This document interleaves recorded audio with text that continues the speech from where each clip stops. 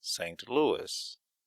King Louis, sailing from Cyprus about the 24th day of May, 1249, came with a fair wind to Egypt in some 4 days, having a great fleet of ships, numbering in all, it was said, some 1800, great and small. And now there fell upon him the first stroke of misfortune. There arose a strong wind from the south, which scattered the fleet, so that not more than a third part remained with the king. As for the others, they were blown far to the north, even to the town of Acre, and though none were cast away, it was many days before they could return. Now the king's purpose was to lay siege to the town of Damietta, a town which is built on the midmost of the 7 mouths of the Nile. It was commonly agreed that whoever should hold possession of this said town of Damietta might go whithersoever he would in the whole land of Egypt, and further, that whosoever should be master of Egypt could do what he would in the land of Palestine. When the king came with what was left to him over against the city of Damietta, there was much debate between him and his counselors as to what might best be done. "I have no mind," said he, "to turn back, having by the grace of God come so far. Say you that I should do well to wait for those who have been separated from us? That I would gladly do, for it grieves me much that they lose so far their share in this great enterprise. But 2 reasons constrain me to do otherwise. First, it would put the infidel in great heart if they should see me so delay to make trial of them. And second, there is here no harbor or safe anchorage where I might wait. Nay, my lords, it is my purpose to attack the enemy without delay, for the Lord our God can save by few or by many." The king, being thus steadfastly resolved to have no more delay, his nobles and knights could not choose but obey him. This being so, they strove among themselves who should be the first to come to blows with the enemy. There were small boats with the larger of the ships, and these were filled with men and rowed to the shore. This was not done wholly without loss, for some slipped as they descended from the ships, or missed their feet, the boat moving from under them with the motion of the waves, so that some were drowned, and others hardly saved. Meanwhile they took the great flag of Saint Denis from the ship in which it was, and carried it to the shore. But when the king saw the flag on the shore, he would tarry no longer, but leaped into the sea, accoutred as he was, and the water came up to his armpits. When he saw the Saracens, he said to the knight that followed him, "Who are these?" And the knight answered, "These, sir, are the Saracens." When he heard this, he put his lance in rest, and held his shield before him, and would have charged them, but his counselors would not suffer it. When the enemy saw that the king and his men had landed, they sent a message to the Sultan by carrier pigeons. This they did 3 times. But it so chanced that the Sultan was in a fit of the fever which troubled him in the summer time, and he sent no answer. Then his men, thinking that he was dead, for they knew already that he was sick, fled straightway from the town of Damietta. When the king knew this for certain, the bishops that were in the army sang the Te Deum with great joy. The army which King Louis brought with him numbered 30,000 men. The army being thus established in the town of Damietta, there was much debate as to what should be done. The king was set upon assailing the enemy without delay. "It is by delay," he said, and said truly, "that these enterprises have been ruined heretofore, For not only does an army grow less and less with every day by sickness, keep it as carefully as you will, such loss must needs happen. But the first fire of zeal begins to burn low. To such purpose the king spoke to his counselors, nor could they gainsay his words. Yet they had to urge on the other part reasons so weighty that they could not be resisted. The truth is that there could not have been chosen a worse time for the waging of war in Egypt than that at which the king arrived. Whereas other rivers overflow their banks in the winter season, the Nile overflows his in summer.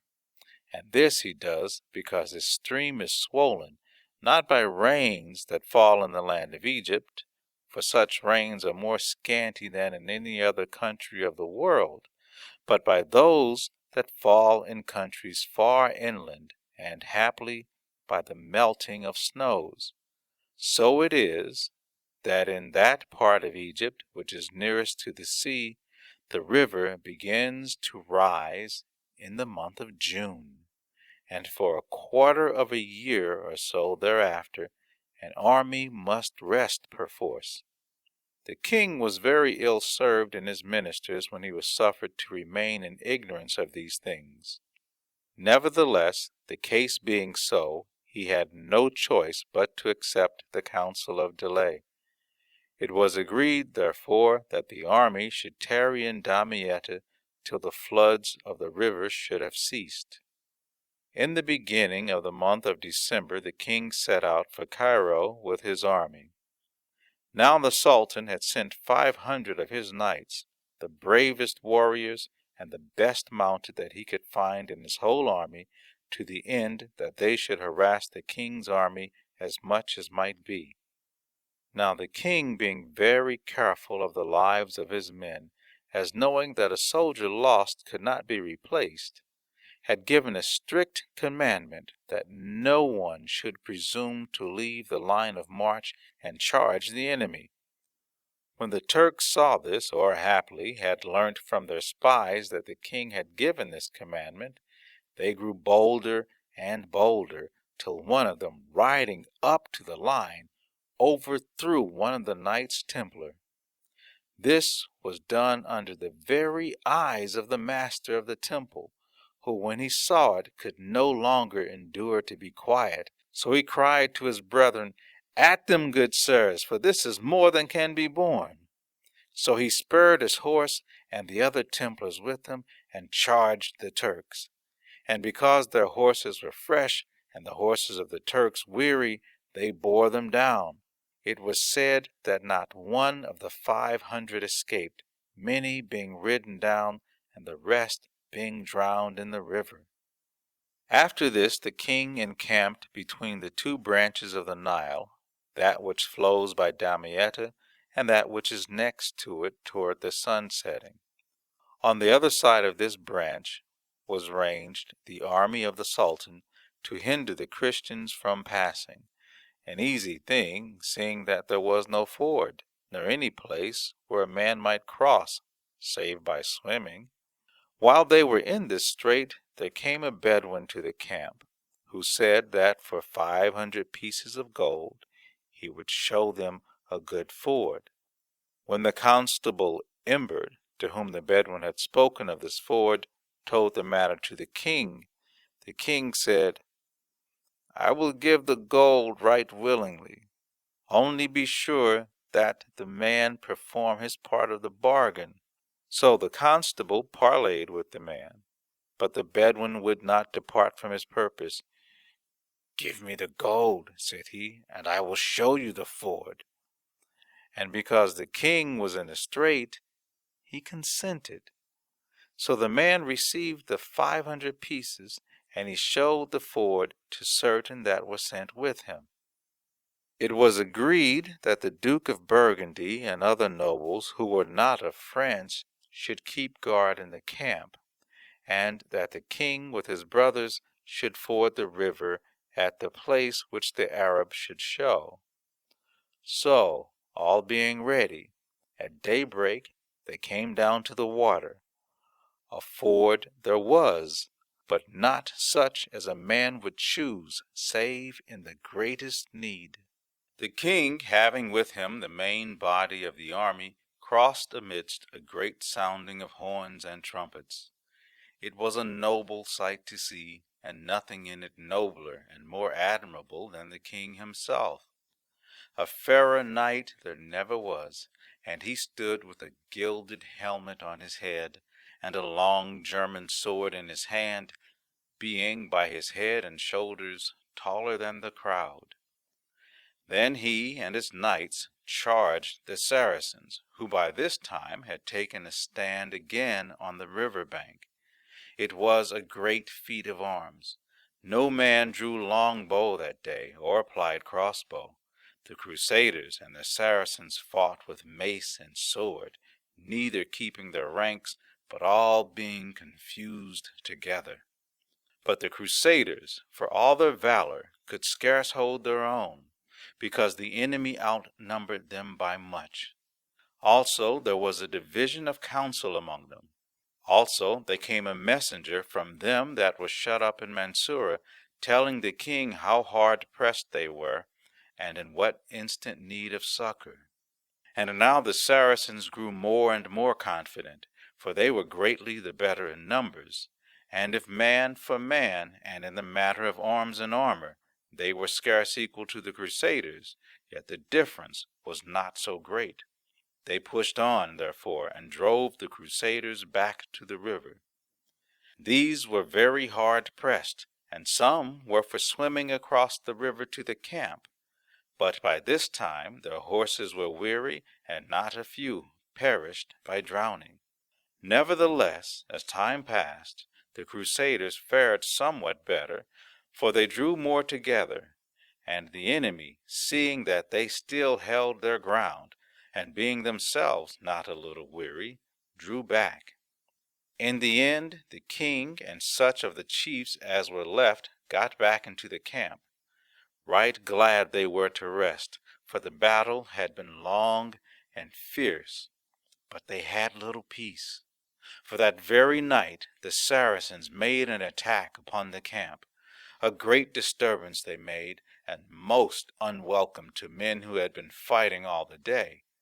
But they did not work much harm. Many valiant deeds were done by the Christians.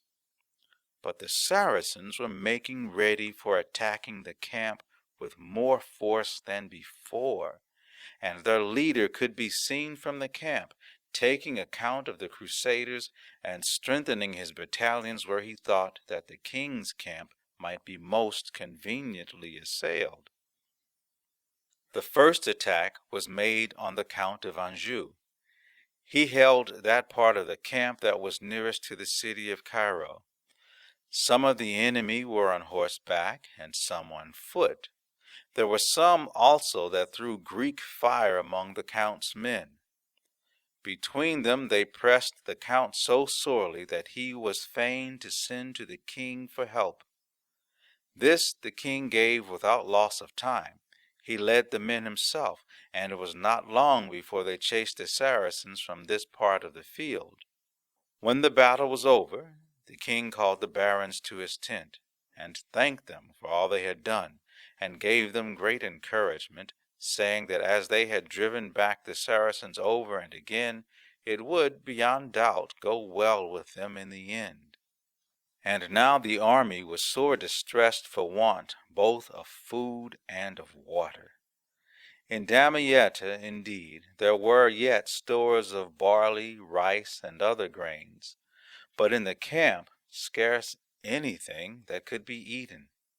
Some small fishes were caught in the river, but these were very ill-savored, and all the more so, so at least it seemed to such as eat them under constraint of hunger, because they fed on dead bodies, of which many were thrown into the river. For a while some portion of the stores that were in the city were carried across the river to the camp, but this the Saracens hindered, for by this time their ships had the mastery over the ships of the Christians. They kept therefore the river, suffering nothing to pass. If anything was carried across, it was but a trifle. Some things the country people brought into the camp, but these were not to be purchased save for large sums of money, and money by this time was scarce even among the richer sort. And when it was judged expedient that the king's army should cross the river again and return to the camp, things were worse rather than better, so far as victuals were concerned. It was well that the army should be brought together, both for attack and for defense, but with the greater multitude, the famine grew worse and worse. After a while there was a treating for peace between the king and the Saracens, and for a while it seemed as if they might come to an agreement, and this not without advantage to the king. But the matter came to naught, because the Saracens would have the king himself as a hostage for the due performance of the treaty. The Christians would have given the king's brothers, and these were willing to go, but the king they could not give. "It would be better," said one of the bravest knights in the army, and in this matter he spake the mind of all, "that we should all be taken captive or slain than that we should leave the king in pledge." The king, seeing that the condition of the army still grew from bad to worse, and that if they tarried they would all be dead men, commanded that they should make their way into the town of Damietta. And this the army began to do the very next night. Now the first thing to be cared for was the taking of the sick, of whom there was a great multitude on board the ships. But while this was being done, the Saracens entered the camp on the other side. When the sailors who were busy in embarking the sick saw this, they tossed the cables by which they were moored to the shore, and made as if they would fly. Now the king was on the bank of the river, and there was a galley in waiting for him, whereon, if he had been so minded, he might easily have escaped. Nor could he have been blamed therefore, because he was afflicted with the dysentery that prevailed in the camp. But this he would not do. "Nay," he said, "I will stay with my people." But when there was now no hope of safety, one of his officers took him, mounted as he was on a pony, to a village hard by, defending him all the way from such as chanced to fall in with him. But none knew that he was the king. When he was come to the village, they took him into a house that there was, and laid him down almost dead. A good woman of Paris that was there took his head upon her lap, and there was no one but thought that he would die before nightfall.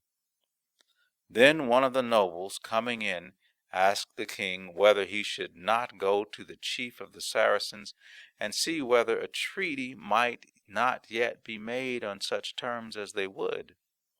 The king said yes. So he went. Now there was a company of the Saracens round the house, whither by this time not a few of the Christians had assembled. And one of the king's officers cried, whether from fear or with traitorous intent cannot be said, "Sir knights, surrender yourselves. The king will have it so. If you do not, the king will perish." So the knights gave up their swords, and the Saracens took them as prisoners. When the chief of the Saracens, with whom the noble aforesaid was talking, saw them, he said, "There can be no talk of truce and agreement with these men. They are prisoners." And now the question was not of a treaty, but a ransom. About this there was no little debate between the Sultan and the king. First, the Sultan required that the king should surrender to him the castles of the Knights Templars and of the Hospitallers of St. John. "Nay," said the king, "that I cannot do, for they are not mine to give." This answer greatly provoked the Sultan, and he threatened to put the king to the torture, to which the king answered this only, that he was a prisoner in their hands, and that they could do with him as they would. When they saw that they could not turn him from his purpose by threats or by fear, they asked him how much money he was willing to pay to the Sultan for his ransom, such money being over and above the rendering up of the town of Damietta. Then the king made answer, "If the Sultan will take a reasonable sum in money for ransom, I will recommend it to the queen that she should pay the same." "Nay," said the envoy of the Sultan, "why do you not say outright that you will have it so?" "Because," answered the king, "in this matter it is for the queen to say yea or nay. I am a prisoner, and my royal power is gone from me." So it was agreed that if the queen would pay 1,000 gold pieces by way of ransom, the king should go free. Said the king, "Will the Sultan swear to this bargain?" They said that he would. So it was agreed that the king should pay for the ransom of his army 1,000 gold pieces, and for his own ransom the town of Damietta. "For," said he, "a king cannot be bought and sold for money." When the Sultan heard this, he said, "On my word, this is a noble thing of the Frenchman that he makes no bargaining concerning so great a thing. Tell him that I give him as a free gift the 5th part of the sum which he has covenanted to pay."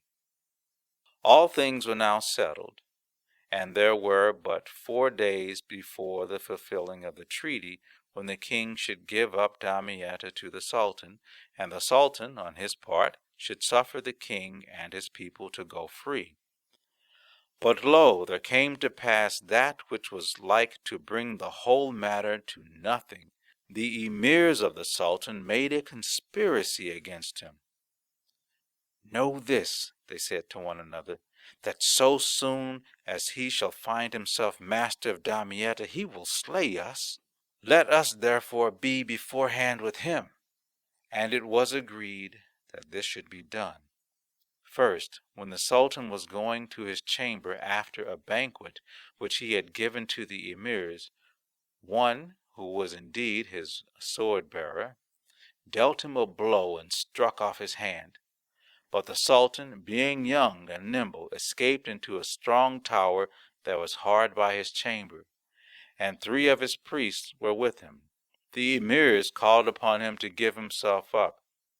"That," said he, "I will do, if you will give me a promise of my life."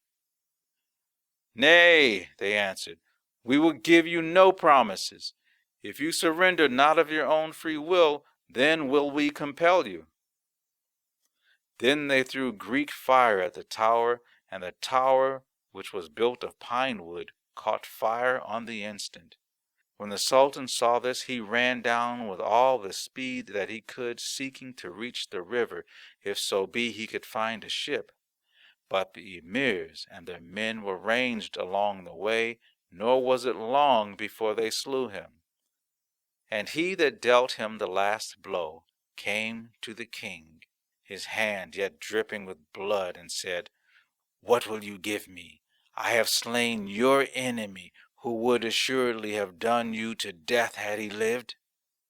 But the king answered him not a word. Now the covenant between the king and the Saracen chiefs was renewed, nor was any change made in the conditions. Only the payment was differently ordered. That is to say, 1/2 of the ransom was to be paid before the king left the place where he was, and the other half in the town of Acre. Then the emirs on the one part, and the king on the other, took the oaths that were held to be the most binding on them.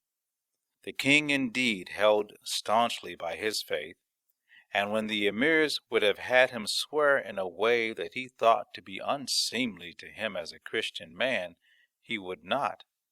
And the emirs paid him the more honor and reverence for this very cause.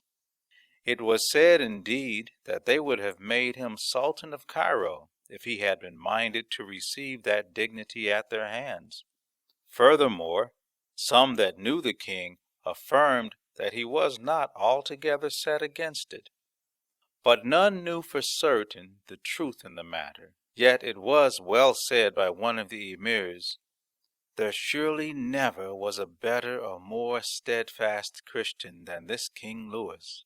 Verily, if he had been made our Sultan, he would never have been content till he had either made us all Christians, or failing this, had put us all to the sword." And now there came a time of great peril to the prisoners. First, the town of Damietta was given up to the Saracens, the gates being opened and their flag hoisted on the towers. On the next day the paying of the ransom was begun. When the money was counted, it was found to be short by some 30,000 pieces.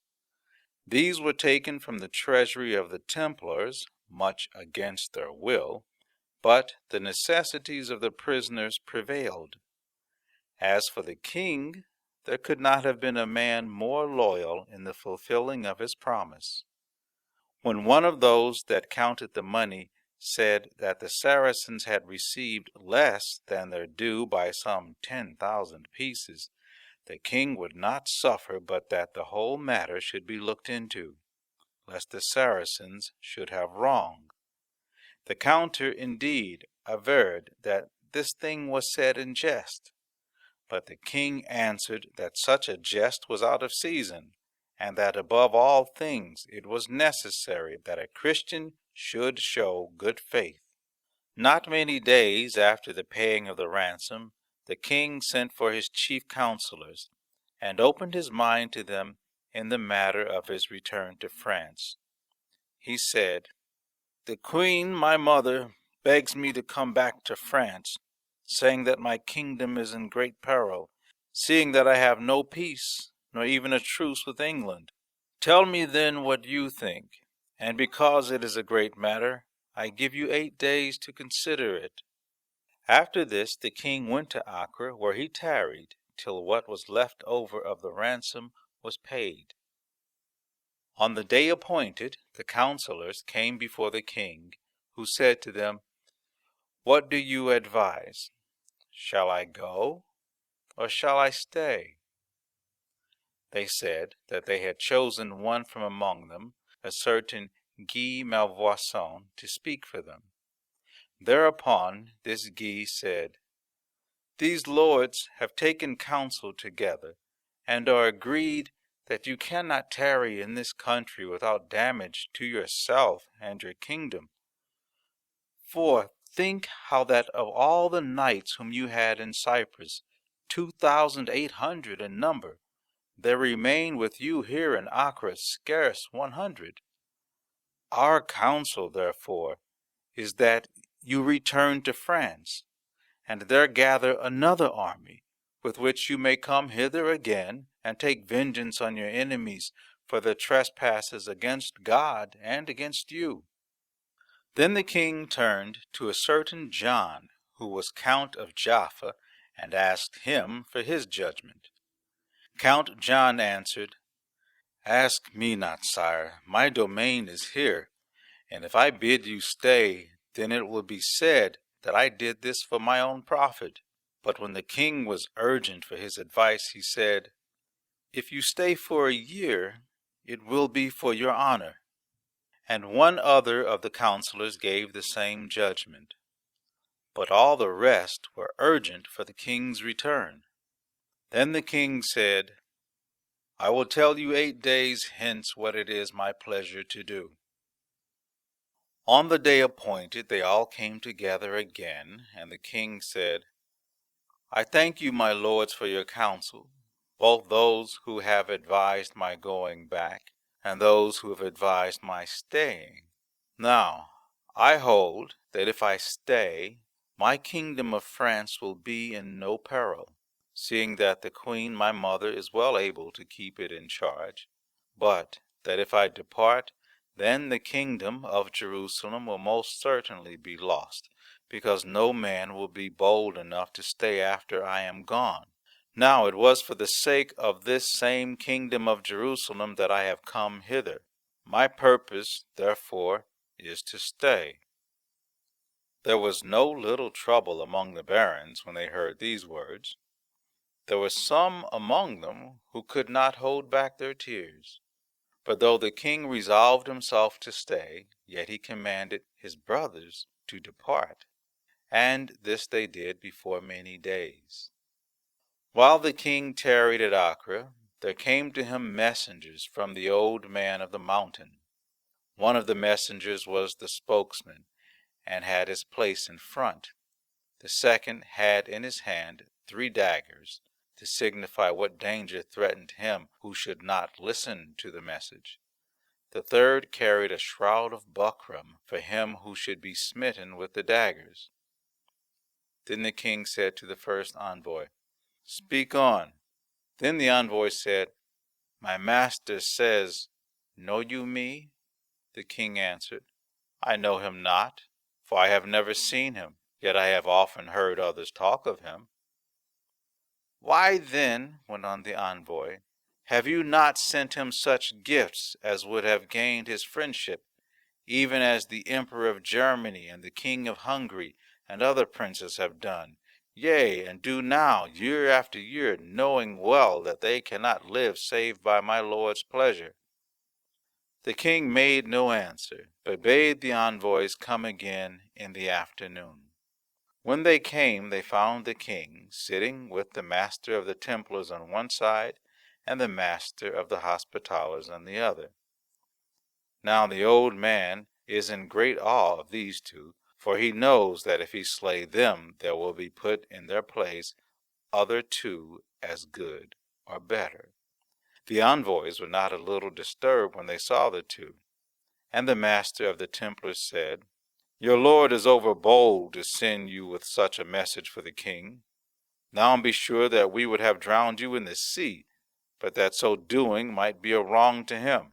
Go now to your lord, and come back again in 14 days with such a token and such gifts as may suffice for the making of peace." So the envoys departed, and came again in the time appointed. And they brought with them the shirt of the old man and his ring, which was of the finest gold, and with these things this message: "As man wears no garment that is nearer to him than his shirt, so the old man will have the king nearer to him than any other king upon earth. And as a ring is the sign of marriage by which 2 are made one, so the old man would have himself and the king to be one." Other gifts there were, an elephant of crystal very cunningly wrought, and a monster which they call a giraffe, also of crystal, and draughts and chessmen all finely made. The king on his part sent to the old man a great store of jewels and scarlet cloth, and dishes of gold and bridles of silver. While the king was at Jaffa, it was told him that if he desired to make a pilgrimage to Jerusalem, the Sultan of Damascus would give him a safe conduct. The king consulted his nobles on the matter, and both he and they were of one mind in the matter, to wit, that he should not go. For they said, "If the king should go as a pilgrim when he has not been able to take the holy city itself out of the hands of the infidel, then will other kings in time come to do the same. They will be content to go as pilgrims, but will take no thought as to the city, whether it be held by Christian or infidel." After these things the king went to the city of Sidon, and fortified it with strong walls, for he was greatly unwilling to give up his hope of winning the whole land out of the hands of the infidel. But when he had brought this work to an end, there came news to him from his own country that the queen his mother, who was charged with the government thereof, was dead. Then he took counsel with his nobles what he should do, and it seemed to them that he must of necessity return to France. One among them put the case before the king as follows: Sire, we see that it will not profit the kingdom of Jerusalem that you tarry longer here. You have done what was in your power. You have fortified the city of Sidon and Caesarea and Jaffa, and you have made the city of Acre much stronger than it was. And now for your own kingdom's sake you must needs depart. And to this the king gave his consent, though with an unwilling heart. So he departed, and this, as it chanced, on his birthday. As the ship went forth from the harbor, he said to the lord of Joinville, who stood by him, On this day I was born. And the lord of Joinville said to him, Truly, sire, I should say that you are beginning another life, now that you are safely quit of this land of death. Some 17 years after these things last recorded, I took a journey to the island of Sardinia, and made my abode at a town on the west coast called Neapolis. When I had sojourned there 2 months, there came in sight on a certain day a great fleet of ships, which those who were acquainted with such things declared to be from the land of France. As for the crowd that came ashore that day, it were best to say little. It is more to the purpose to say that I met with one whom I knew, having consorted with him in the past, and this the more constantly because he followed the same occupation as I. I asked him, How came you hither? If you are bound for Palestine, this is but a short stage in your journey. He answered me with something of a smile in his eye, though his mouth was set. Where could we more conveniently halt than here? For we are bound for Tunis. For Tunis, said I. But how shall this help you for the taking of Jerusalem? That, said he, you must ask of some one that has more wisdom than I. But this I know, that the king was told, by whom I know not, that the Bey of Tunis desired to be baptized. This, then, is cause sufficient for him. Are you minded to come with me? If so, I can find you a place in the king's ship, for it is in it that I sail. When I heard that, I consented without delay. So that night I gave my friend the shelter of my lodging, and the next day he took me with him, and commended me to one of the chief officers of the ship, bearing witness to my skill as a physician. On the 4th day we sailed, and came in 2 days, the wind blowing from the north, to the harbor of Tunis. As for the king, I saw him but once, and his valets carried him up on the deck, and to tell the truth, he looked as little fit for doing feats of arms as a man could look. But I thought that the sickness which takes many men upon the sea might be the cause. Scarce had the army landed than there began a most grievous sickness. In truth, the place for the camp had been ill chosen, for there was a little stream into which much of the filth of the city was wont to run. From this there came a most evil smell. Many also, for want of good water, would drink of the stream, than which there could be no more deadly thing. On the very day after he landed from his ship, the king fell sick, his physician being disabled by the same malady. I was called in to the king's help, and from the first I saw that save by a miracle he could not live. On the 4th day he died, making as good and devout an end as any that I have ever seen. He would know the truth, for he was not one of those who buoy themselves up with false hopes. And when he knew it, then first with the help of the priests that attended him, he prepared his soul, and afterward he gave what time remained to teaching the son who should be king after him, how he should best do his duty to God and man. I heard much from him who had put it in my mind to come from the island of Sardinia concerning King Louis. Never, he told me, was a king more bent on doing justice and judgment. These he maintained with his whole heart and strength, not having any respect of persons or having any regard to his own profit. Though he held bishops and priests in great reverence, being most careful of all the offices of religion, yet he would withstand even these when they seemed to seek that which was not fair and just. He was a lover of peace, far beyond the wont of kings, who indeed for the most part care but little for it, so that men say in a proverb, "War is the game of kings." Of the poor he was a great and constant favorer. Every day he had a multitude of them fed at his cost in his palace, and sometimes he would serve himself, and it was his custom on a certain day to wash the feet of poor men. In his eating and drinking he was as temperate as any man could be, drinking, for example, but 1 cup of wine, and that largely mingled with water. In all things wherein great men ofttimes offend, he was wholly blameless and beyond reproach. Of all men that I had any knowledge of, whether by sight or by hearing, in this business of the Crusades, there was not one who could be so much as named in comparison with King Louis. To King Louis, religion was as life itself. It filled, as it were, his whole soul. He judged of all things by it. He hungered and thirsted after it. And yet of all who bore the cross, this man, being as he was, so much the most faithful to his vow, by far the truest cross-bearer of all, yet failed the most utterly. Of such things I have not the wit to judge, yet this methinks is manifest, that the kingdom of God is not set forward by the power of armies.